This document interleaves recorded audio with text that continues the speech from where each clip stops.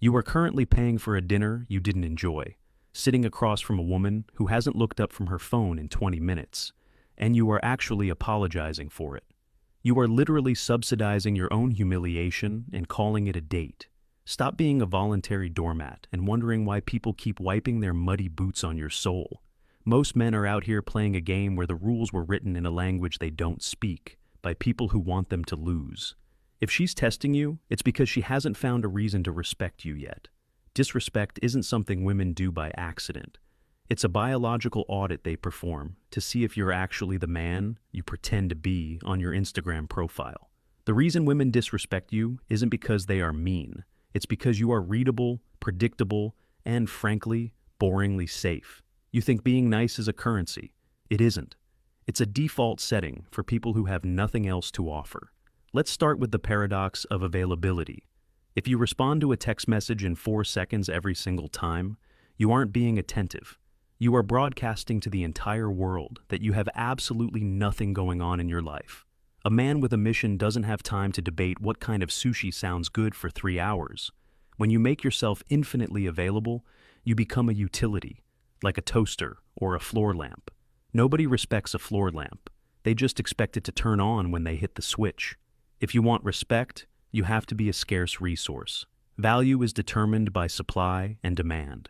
If your supply of time is infinite, your value is zero. Next is the comfort trap. Women don't actually want a man who agrees with everything they say. That is a lie sold to you by romantic comedies written by people who have been divorced 4 times. When you agree with every opinion she has just to avoid a disagreement, you aren't being a supportive partner. You are showing her that you have no backbone. You are a human echo chamber.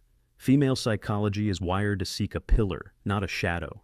If she can push you over with a slight breeze or a moody look, she cannot rely on you to protect her from the actual storms of life. Disrespect is her way of checking if the pillar is made of stone or painted cardboard. Number 3 is the mirror effect. People treat you exactly how you have taught them to treat you. If she makes a joke at your expense and you laugh nervously because you're afraid of ruining the vibe, you just gave her a permit to build a skyscraper of disrespect on your head.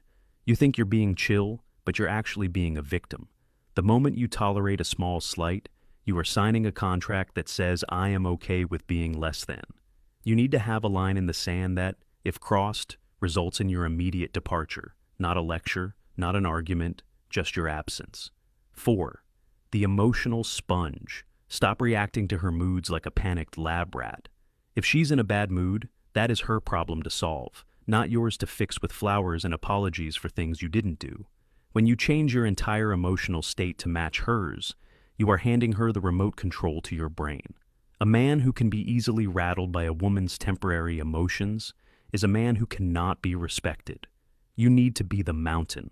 The weather changes, the rain falls, the wind blows, but the mountain stays right where it is. If you start crying because she's being cold, you've already lost the war. 5. The fear of loss. The most powerful tool in any relationship is the genuine willingness to walk away and never look back.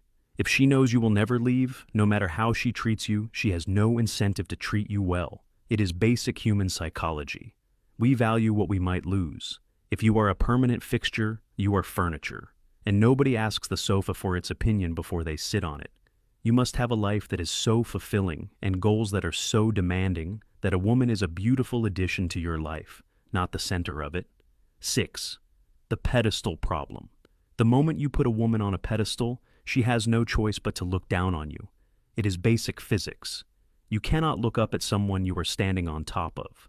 Stop treating her like a goddess and start treating her like a person. She has flaws, she makes mistakes, and she is capable of being incredibly annoying. When you idolize her, you are telling her that you are inferior. And guess what? Nobody respects their inferiors. They tolerate them until something better comes along. Now, let's talk competence. Competence is the ultimate aphrodisiac. If you want respect, go get good at something. I don't care if it's carpentry, coding, or competitive underwater welding.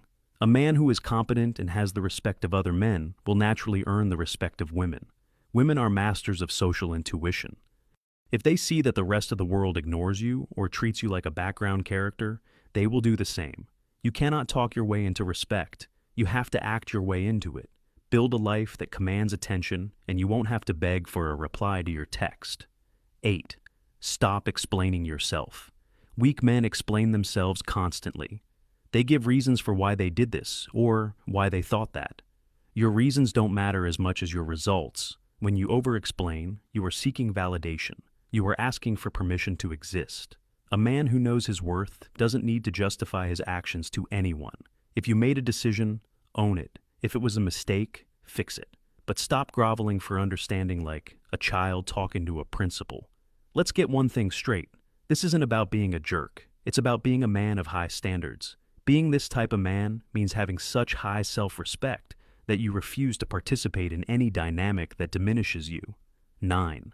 The test of silence. Silence is your greatest weapon. When she says something disrespectful, don't yell. Don't get angry in a loud, pathetic way. Just stop talking.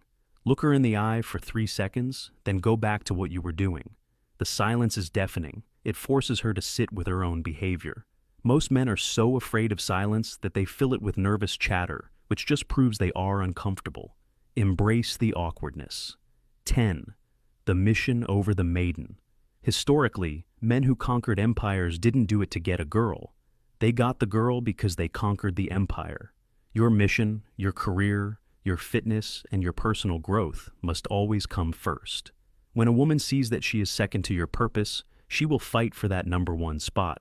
When you make her number one, she gets bored and starts looking for a man who has a number one she can't easily reach. It sounds cruel, but it's the truth of the human heart. You've been lied to. You've been told that if you're just nice enough and patient enough, you'll be rewarded. Look around you. Are the nice guys you know happy? Or are they venting on the internet about being ignored for the 10th time this year? Respect is not a gift. It is a tax that people pay to be in the presence of someone they perceive as powerful. If you aren't getting respect, it's because you haven't issued the bill. You've been giving your presence away for free to people who don't even like you that much. Stop asking for permission. Stop waiting for her to realize how great you are. Start being so great that her opinion of you is the least interesting thing about your day. When you understand that female psychology is built on the need to find a man who is stronger than her own chaotic emotions, you will stop trying to negotiate your way into her heart and start commanding your way into her world.